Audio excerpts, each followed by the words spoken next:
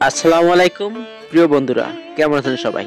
আজকের ভিডিওটি আমাদের সবার জন্য খুবই গুরুত্বপূর্ণ, কারণ বন্যা আসছে আর গ্রাম বাংলার মানুষ, পশু পাখি, গাছপালা সবাই তার ভয়ানক প্রভাবের শিকার হতে পারে।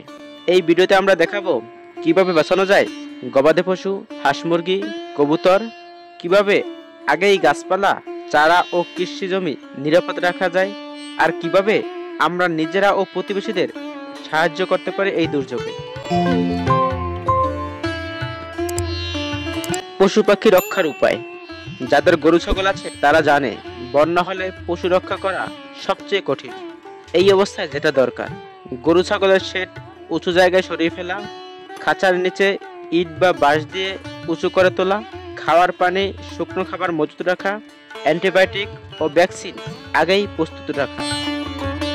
হাঁস মুরগি ও কবুতর রক্ষা। যাদের বাড়িতে কবুতর বা হাঁস মুরগি আছে তাদের খাঁচা যেন পানিতে ডুবে না যায় সেটা নিশ্চিত করতে হবে। খাঁচা যেন ভেঙে না পড়ে এ বিষয়ে নজর দিন।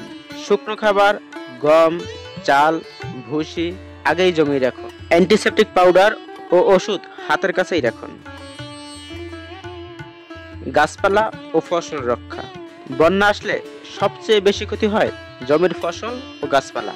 তাই নতুন চারা গাছ পলিথিন বা বালির ব্যাগে নিয়ে উঁচুতে রাখা। বাড়ির ছাদ বা বারান্দায় গাছ স্থানান্তর। আগাম সার ও ওষুধ শুকনো জায়গায় রাখা। প্লাবনে পানি যাতে ফসল জমিতে আটকে না থাকে সেজন্য ড্রেন তৈরি করা। মানবিক সহায়তা ও প্রতিবেশীকে সাহায্য। একটি জিনিস ভুলে গেলে চলবে না, আমরা একা নই। পাশের বাড়ির অসহায় পরিবারকে সাহায্য করুন। কারো পশু বাঁধার জায়গা না থাকলে একটু জায়গা দিন। বাচ্চা, বৃদ্ধ এবং রোগীদের আগে নিরাপদ স্থানে নিতে বলুন। বন্ধুরা, এই দুর্যোগ ঠেকানো আমাদের হাতে নেই, কিন্তু প্রস্তুতি আমাদেরই হাতে। এই ভিডিওটি যদি আপনাদের কাজে লাগে তাহলে অবশ্যই শেয়ার করুন, যেন আরো মানুষ সচেতন হয়। আর আপনি যদি নতুন হয়ে থাকেন আমাদের চ্যানেলে গ্রামীণ স্বপ্নবিদে সাবস্ক্রাইব করে পাশে থাকুন। ধন্যবাদ সবাইকে।